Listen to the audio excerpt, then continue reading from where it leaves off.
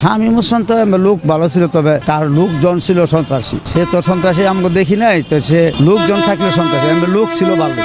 নেতা হিসাবে কেমন ছিলেন? নেতা হিসাবে বড় নেতা ছিল, নেতা হিসাবে ভালো ছিল। উনি সন্ত্রাসী করে নাই, নিজে সন্ত্রাসী করতেন না, কিন্তু সন্ত্রাসী লালন পালন করেন। পালন করতো। এতে কি উনি একজন ভালো মানুষ হতে পারে? আমাকে তো কোনো ক্ষতি করে নাই, আমরা জানি ভালো। সন্ত্রাসী যারা ক্ষতি করতো তারা মনে করতো খারাপ, আবার আমার ক্ষতি করলে আমি কইতাম এটি খারাপ। আগামী দিনেও শামীম ওসমান সাহেব নারায়ণগঞ্জে নেতৃত্ব দিয়ে এটা চান কিনা সাধারণ মানুষ হিসেবে? না, এটা কেউ চায় না, এটা আমরাও চাই না। সব ভালো হতো, তার লোকজন ভালো না। তার রাজনীতি করার অধিকার নেই।